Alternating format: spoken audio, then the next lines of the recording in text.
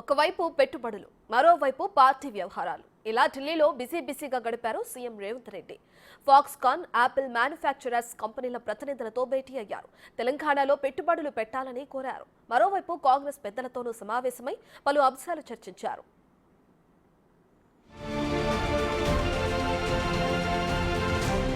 CM Revanth Reddy విదేశీ పర్యటనలో దాదాపు 40,000 కోట్ల రూపాయల పెట్టుబడులు, ఒప్పందాలు జరిగాయి. వాటిని వీలైనంత త్వరగా కార్యరూపం దాల్చేలా ముఖ్యమంత్రి దూకుడు పెంచారు. అలాగే స్వదేశంలోనూ ప్రతి అవకాశాన్ని సద్వినియోగం చేసుకుంటున్నారు. అందులో భాగంగానే ఢిల్లీలో ఫాక్స్కాన్, యాపిల్ మ్యానుఫ్యాక్చరర్స్ కంపెనీ ప్రతినిధులతో భేటీ అయ్యారు. తెలంగాణలో పెట్టుబడులు పెట్టాలని కోరారు. హైదరాబాద్ లో పెట్టుబడులకు ఉన్న అనుకూలమైన పరిస్థితులు, ప్రభుత్వం నుంచి అందించే మద్దతుపై సీఎం రేవంత్ వారికి వివరించారు.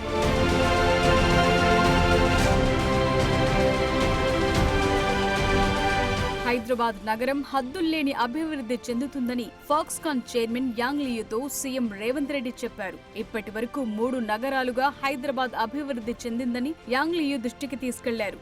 ఇప్పుడు 4వ నగరాన్ని నిర్మించేందుకు ప్రణాళికలు సిద్ధం చేస్తున్నామని చెప్పారు రేవంత్ రెడ్డి. ప్రపంచం అవసరాలను తీర్చడమే లక్ష్యంగా ఫ్యూచర్ సిటీ పేరుతో కొత్త నగరం నిర్మాణం ఉంటుందన్నారు సీఎం. ఫోర్త్ సిటీలో విద్య, వైద్యం, క్రీడా, ఎలక్ట్రానిక్స్, ఎలక్ట్రికల్, స్కిల్ డెవలప్మెంట్ లాంటి రంగాలకు పెద్దపీట వేస్తామని చెప్పారు. ప్రభుత్వాలు మారినా అభివృద్ధి పాలసీల్లో మార్పుండదని చెప్పిన రేవంత్ రెడ్డి అది తమ లక్ష్యాలను చేరుకోవటానికి ఆయుధమవుతుందనే విశ్వాసం వ్యక్తం చేశారు.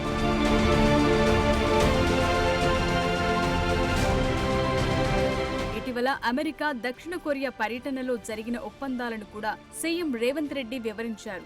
8 నెలల్లోనే 88,000 కోట్లకు పైగా పెట్టుబడులు తెలంగాణకు తీసుకొచ్చామని ఫాక్స్కాన్ ప్రతినిధులు చెప్పారు. ఫోర్త్ సిటీలో ఫాక్స్కాన్ పరిశ్రమలకు అన్ని అనుమతులు ఇస్తామని సీఎం హామీ ఇచ్చారు. దీనిపై యాంగ్ లియూ సానుకూలంగా స్పందించారు. రేవంత్ ప్రభుత్వం తీసుకుంటున్న చర్యలు, అందిస్తున్న ప్రోత్సాహకాలపై ప్రశంసల వర్షం కురిపించారు. సాధ్యమైనంత త్వరగా స్వయంగా తానే హైదరాబాద్ను సందర్శిస్తానని లియూ చెప్పారు. తనకంటే ముందు తమ టీం వస్తుందన్నారాయన. సీఎం రేవంత్ రెడ్డితో భేటీ తర్వాత రాహుల్ గాంధీని ఫాక్స్కాన్ ప్రతినిధుల బృందం కలిసింది.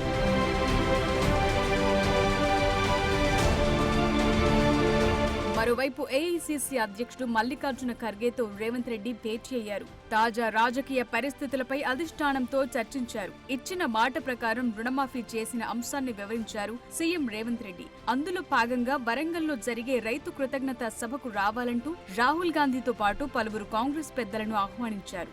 అంతేకాదు రాజీవ్ గాంధీ విగ్రహం ఓపెనింగ్ కార్యక్రమానికి సోనియా గాంధీని ఆహ్వానించనున్నారు.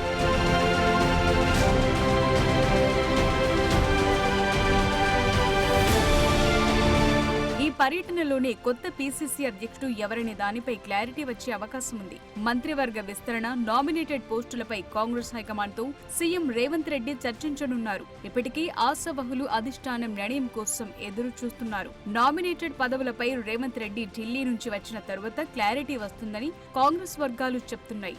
మరోవైపు చిట్చాట్లో కీలక వ్యాఖ్యలు చేశారు రేవంత్ రెడ్డి. బీఆర్ఎస్ ను కేసీఆర్ బీజేపీలో విలీనం చేస్తారంటూ హాట్ కామెంట్స్ చేశారాయన. విలీనం చేయటం లేదని కేటీఆర్ అప్పుడప్పుడు చెప్తున్నారే తప్ప ప్రతిసారి చెప్పటం లేదన్నారు. అందరితో తనకు వ్యక్తిగత సంబంధాలున్నాయని సీఎం అన్నారు. కేంద్ర బడ్జెట్లో తెలంగాణకు నిధులివ్వటం, ఇవ్వకపోవటం వారి ఇష్టమన్నారు. ఫండ్స్ ఇవ్వకపోతే కేంద్రాన్ని రాజకీయంగా ఎదుర్కొంటామని సీఎం స్పష్టం చేశారు.